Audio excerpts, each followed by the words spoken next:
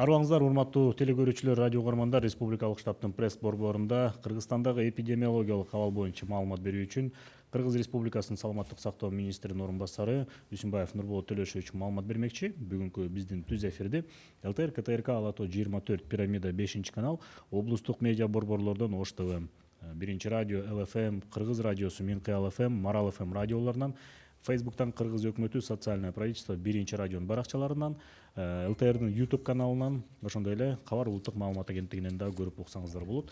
Добрый день, уважаемые телезрители, радиослушатели. Мы начинаем брифинг заместителя министра здравоохранения Кыргызской Республики Үсүнбаева Нурболота Төлөшовича относительно эпидемиологической ситуации в Кыргызстане на сегодняшний день. Прямой эфир вы можете посмотреть на телеканалах ЛТР, КТРК, Ала Тоо 24, Пирамида, 5 канал, областный медиа-центр, Ош ТВ, ЛФМ, Биринчи радио, Кыргыз радиосу, Минкы ЛФМ, Марал ФМ на этих радиостанциях, в Фейсбуке, на странице Кыргыз өкмөтү, социальное правительство, Биринчи радио, через YouTube канал ГТРК ЛТР и также через Кыргызское национальное информационное агентство Кабар. Нурболот Төлөшович, сөз сизде. Урматтуу мекендештер, 24 апрелге карата маалымат. Бир сутка ичинде жалпысынан 20 бейтап ооруканадан айыгып чыгарылды. Башынан келаткан боюнча 322 айыккандардын саны көбөйдү. Бүгүнкү күнгө 4 бейтап Бишкек шаарынан чыгарылды. Ош шаарынан 8 бейтап, Ош областы боюнча, Жалал Абад областынан 8 бейтап кайталап алынып, анализдердин жыйынтыктарынын баары терс болуп, ошон үчүн толук айыгып үйлөрүнө кайтышты. Ошол эле учурда республика боюнча тастыкталган COVID-19 инфекциясына дагы жаңы 25 учуру катталды. Лабораториялык тестилөө жолу менен деген ушу табылып чыгып, биз дарылоого алдык. Булардын ичинен Ош областынан 3 табылып чыкты, Ош шаарында 3, Нарын областында 9, Чүй областында 4 жана Бишкек шаарында 6 учуру бар. Ошентип Кыргызстанда тастыкталган COVID-19 инфекциясынын жалпы саны 656 учурду түздү.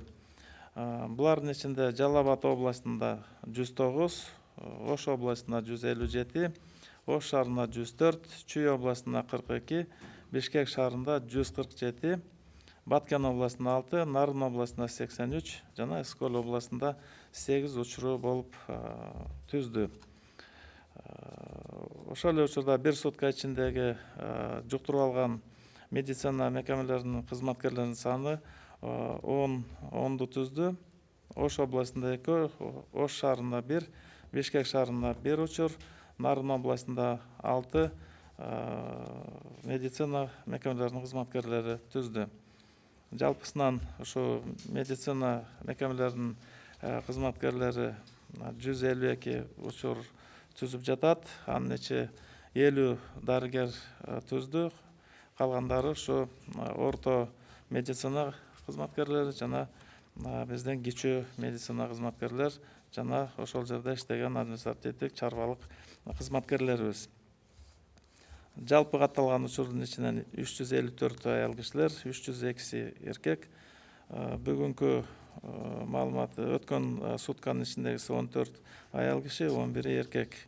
15 жашка чейинки балдардын саны 75-ти түздү. 1 жашка чейинкиси 4 боюнча туруп атат. 16 жаштан 19 жашка чейинкиси 18 болду. 20 жаштан 35 жашка чейинки биздин бейтаптар 179, 35 жаштан 55 жашка чейинкиси 239 болуп атат. 55 жаштан жогоркулары 145. Бүгүнкү күндө мына 322 бейтап чыгарылып, бүгүнкү күндө биздин ооруканаларда 326сы дарыланып жатат. Оор абалда турганы 12. Бүгүнкү күндө реанимация жана жандандыруу бөлүмдөрүндө 5 оорулубуз жатат. Канааттандырарлык абалда турганы 314, бүгүнкү дарыланып аткандардын ичинен каза болгондор 8. Бүгүнкү күнү изилдөөлөр уланып жатат. Бүгүнкү күнү мына 44.281 лабораториялык тастыктоо жүргүзүлдү. Сутка ичинде 3925 анализ келип түшүп, ошонун баары толук изилденип, жыйынтыктарын берди. Ошо жыйынтыгында мына жаңы табылган учурлар дагы бар ошонун ичинде. Бүгүнкү күндө жанакындай тастыкталган оорулар менен байланышта болгон жактардын саны медициналык тыкыр көзөмөлдө турганда 2548. Бул эпидемиологиялык изилдөөлөрдүн жүрүшүндө дагы бул сан өзгөрүп турат. Бүгүнкү күнү жанакындай күчөтүлгөн тартипте жүргүзүлүп аткан медициналык көзөмөл улантылып атат. Республика боюнча обсервацияда турган адамдардын жалпы саны азыркы учурга 942 адам болду. Булар дагы ошол лабораториялык тастыктоонун жыйынтыктарын күтүп, андан кийин жанакындай үй карантиндерине чыгарылат. Нурболот Олегович, тактоо иретинде сиз айттыңыз, дарыгерлердин арасында 157 эмес, 157 же 107? 172 болуп атат, 50-сү дарыгер врачтарыбыз. Чоң рахмат. Анда эгерде мүмкүн болсо, анда расмий тилде. Уважаемые соотечественники, информация на 24 апреля. За сутки из стационаров выписано 20 пациентов с ранее подтвержденным диагнозом. В Бишкеке 4, в городе Ош 4, в Джалабадской области 8. При выписке у всех результаты анализов отрицательные. Всего за время неблагополучия выписано с выздоровлением по стране 322 пациента.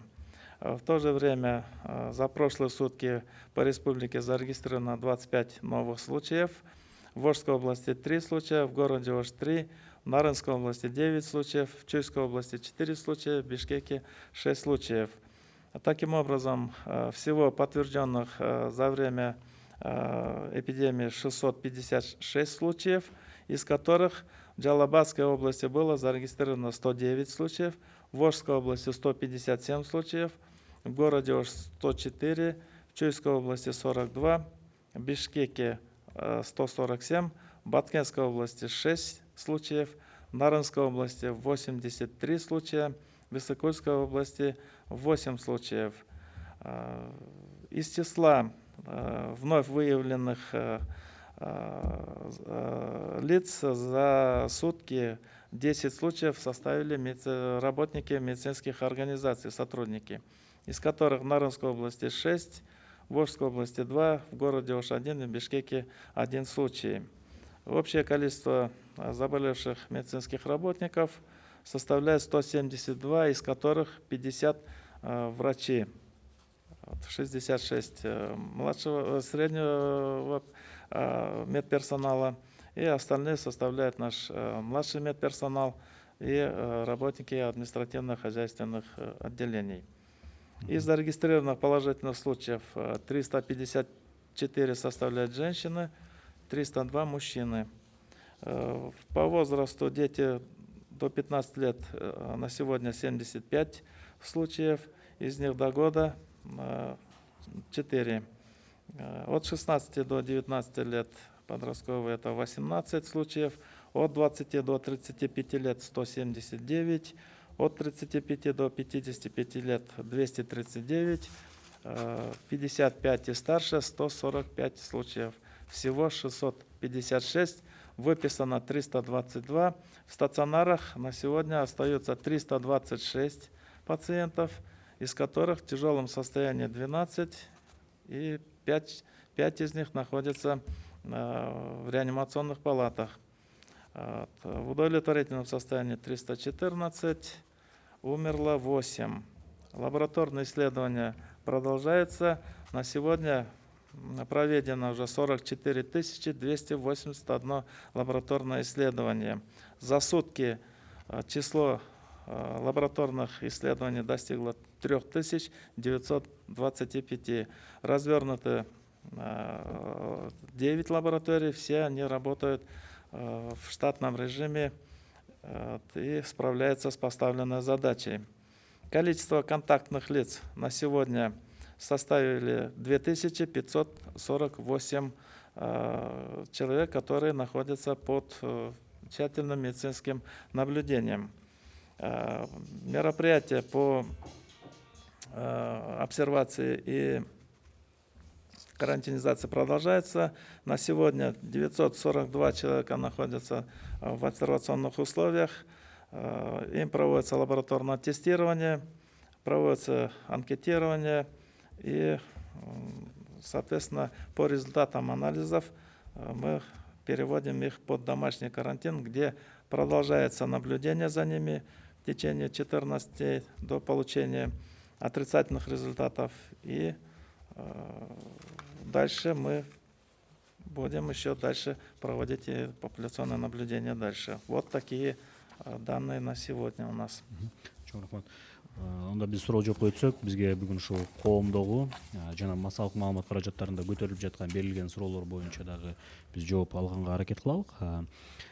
Кыргызстанда акыркы күндөрү ушу дары дармекке болгон баа көтөрүлдү. Ошол кайсы негизде көтөрүлдү деген дагы суроо болуп атат.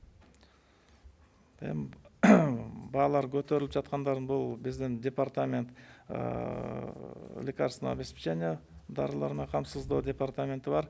Бул жерде атай инспекциясы толугу менен карап, ошо көзөмөл жүргүзүүгө деген аракет кылып жатышат. Жанакындай антимонопольный шарттарды да карап, ошол жерде инспекция иштерин жүргүзүп атат. Бирок кымбаттаган себеби да болсо керек, жанакындай чек аранын баары жабык туруп, дарыларды баягыдай алып келгенге бир мүмкүнчүлүктөр чектеле баштагансак, ошого байланыштуу да болуп атат.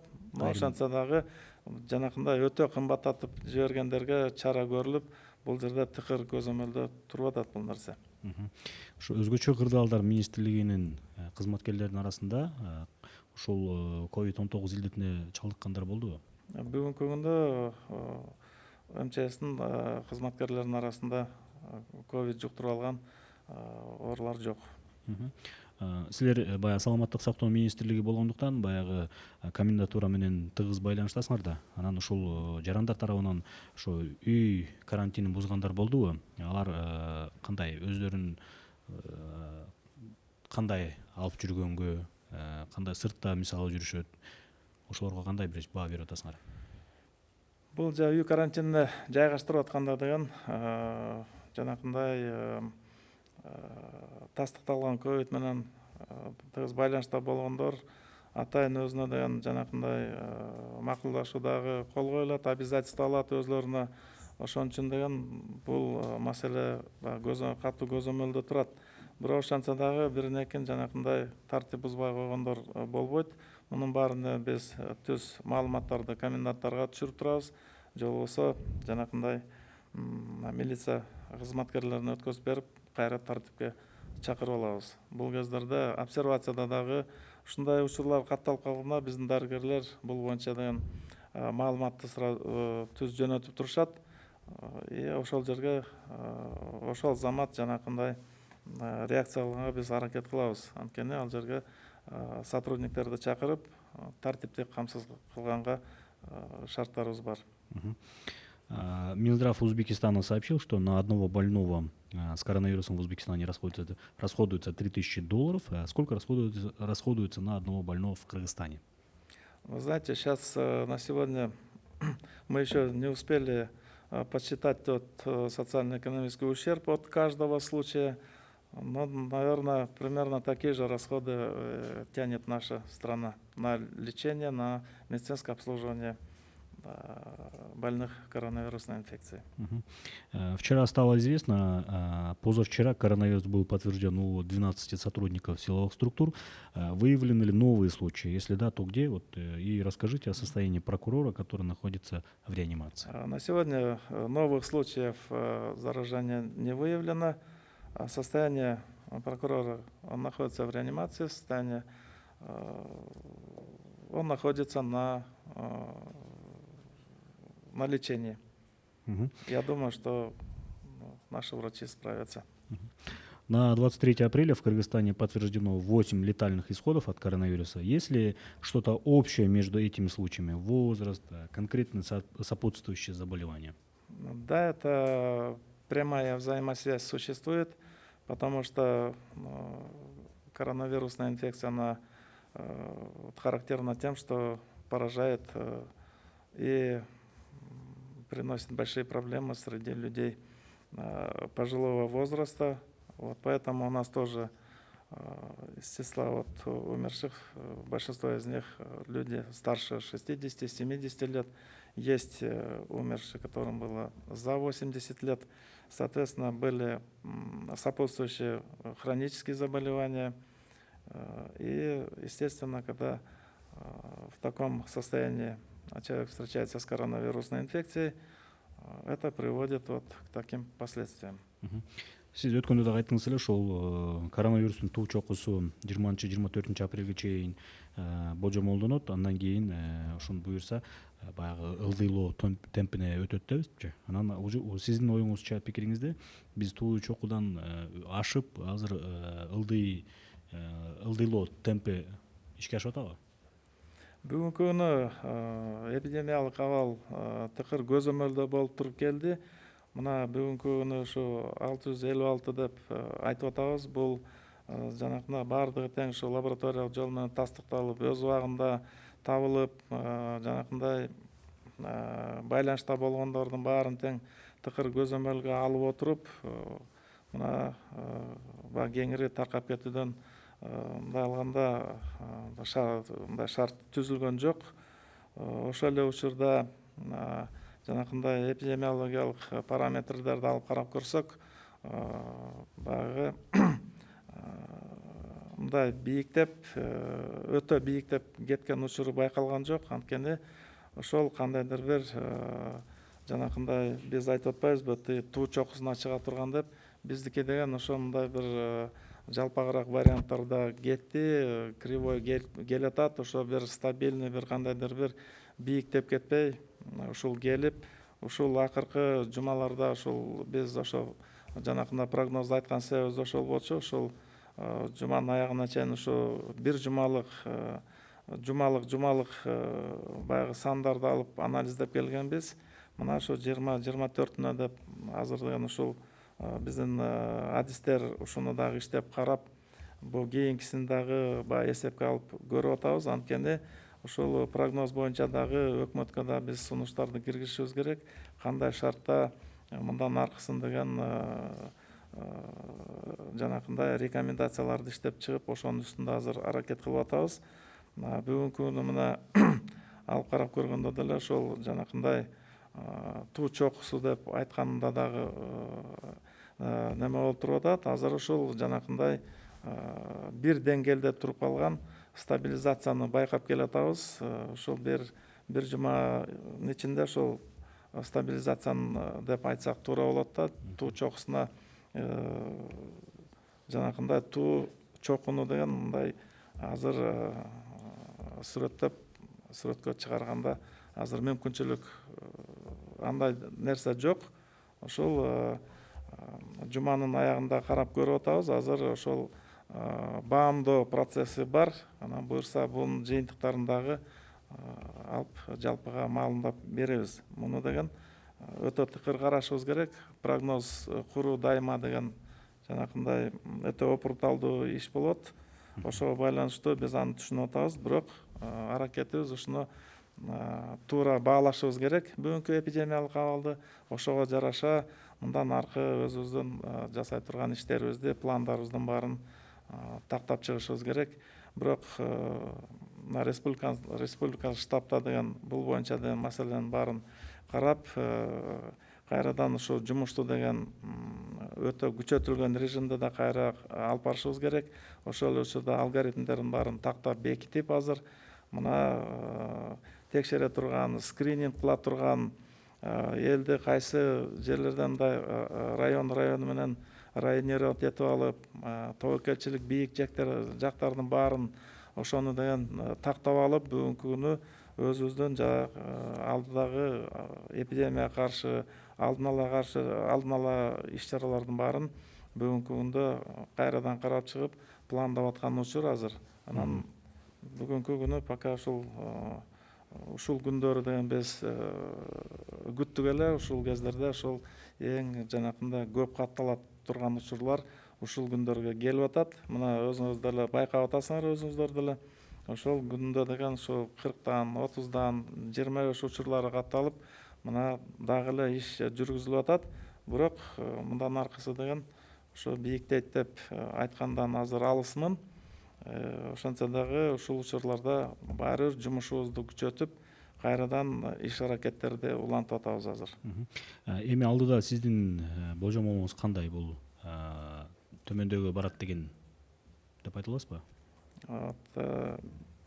Мына канча 12-марттан бери катталгандан бери улам күндө ушул оорулардын учурларын таап, лаборатория менен изилдеп келдик. Ошол эле учурда ошол канча убакыт бери келе турган болсо, мына ошончолук жумушту кайра жасашыбыз керек. И ушу стабилизация болуп тургандан кийин, демек дагы иш аракеттер дагы эле жакшынакай жыйынтыктарын бере турган болсо, ошо ылдыйлагандын ичинде болушубуз керек. Анткени мына бүт жанакы байланышта болгондордун баарын 8,5 миңге жакын кишинин баарын толук азыр текшерип чыгып, үй шартында дагы жанакындай көзөмөлдү улантып карап атабыз. И акыры ушул болгондордун баарын таап чыгып, анан деген негизи ылдыйлоого деген негиздер бар. Мына ошого жараша ишти алып барып атабыз азыр. Нурбол Толич, ошо өзгөчө абал алынгандан кийин эле ошо коронавирус жок болуп кетпейт да туурабы? Бирок ошо карантин бүткөндөн кийин эл өздүк коопсуздугу үчүн кандай талаптарды аткарыш керек? Ден соолугу үчүн ары бир жаран кандай кам көрүшү зарыл? Мына бүгүнкү күнү жанакындай карантин өзгөчө абалдын баарын киргизип койгондо да бул да оңой иш эмес. Элге да күч келип атат, саламаттык сактоо системасына да күч келип атат. Анан бүгүн ошо кичине жеңилдетүү аракеттери көрүлөт. Ошол эле учурда биздин өзүбүздүн элибиздин ар бир жараныбыздын ушуга деген жоопкерчилиги өсө турган маалы келди бүгүнкү күнү. Анткени деген жанакындай өзгөчө абалды жеңилдеткенде шам шаракат жанакындай ар бир басып, ар жака биздин өзүбүздүн социалдык дистанцирование деп ошол принциптерди буза баштасак, ошончо жасалган аракеттердин баары текке кетчүдөй дагы шарты түзүлүп калышы мүмкүн. Ошон үчүн ушуну туура түшүнүп, карантинге коюлгандар, үй шартында кармалгандар тыкыр ошол шарттарды сакташ керек. Ошол эле учурда жанакындай гигиеналык шарттардын баарын кармаш керек. Мына күн ай жылып калды, желдетүү, үйдү таза кармоо, анан ушул өзгөчө деген ушу социалдык дистанция кармаганга үйрөнсөк аябай жакшы болот эле.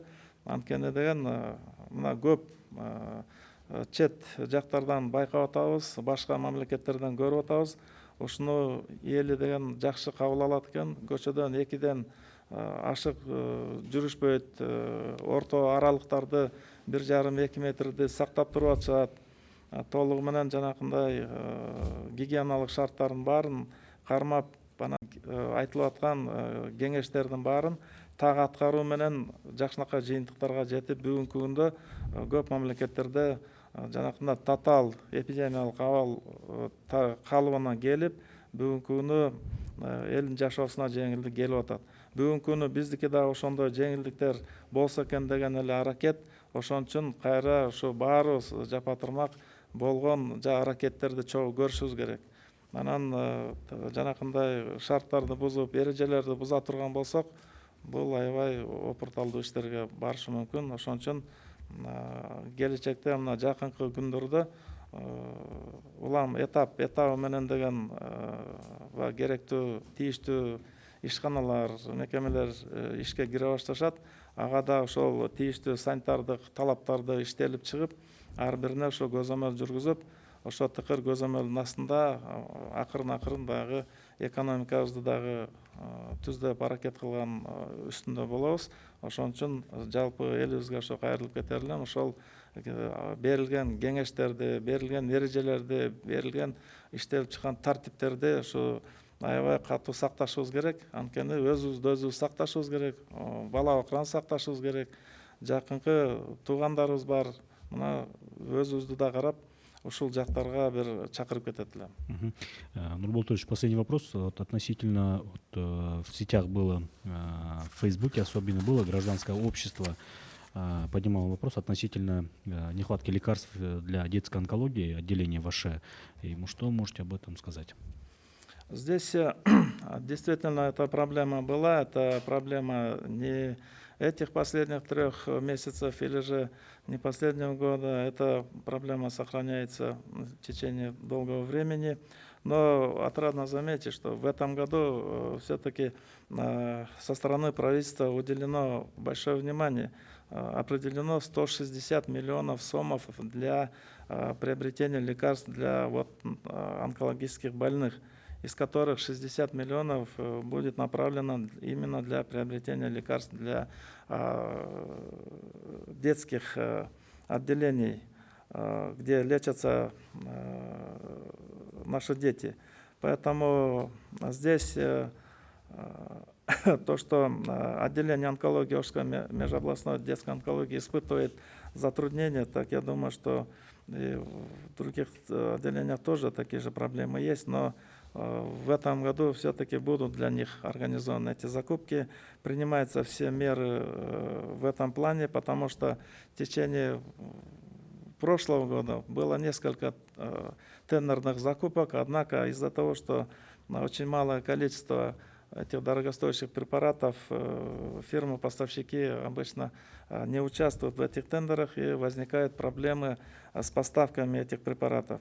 Но на сегодня многие препараты включены на централизованные закупки Минздрава и средств высоких технологий. Часть препаратов уже есть, часть препаратов связаны с закрытием границ из-за пандемии, они немножко задерживаются. Этот вопрос сейчас прорабатывается с департаментом лекарственного обеспечения медицинской техники Минздрава для того, чтобы они проработали вопрос с поставщиками еще раз.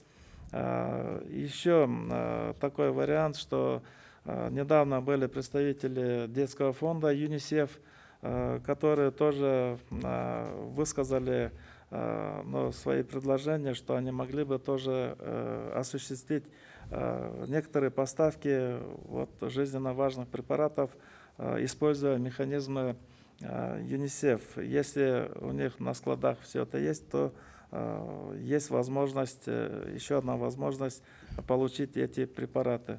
На сегодня еще один важный момент. 2 препарата из 8 находятся на регистрации. Процесс регистрации, я думаю, немножко будет убыстрен. И, соответственно, мы получим возможности поставить все необходимые лекарства для детей, а также и для взрослых. Чоң рахмат, урматтуу телекөрүүчүлөр, радио угармандар, сиздерге Кыргыз Республикасынын саламаттык сактоо министринин орун басары Үсүнбаев Нурболот Төлөшович маалымат берди. Бүгүнкү биздин түзө эфирлерди Түзө Одон, ЛТР, КТРК Алато 24, Пирамида 5 канал, облустук медиа борборлордон Ош ТВ, ЛФМ, 1 радио, Кыргыз радиосу, Менкы ЛФМ, Марал ФМ радиолорунан, ЛТРдин YouTube каналынан, Facebooктан Кыргыз өкмөтү, социальное правительство, 1 радионун баракчаларынан, ошондой эле Кабар улуттук агенттигинен дагы көрүп уга алдыңыздар, көңүл бурганыңыздарга чоң рахмат.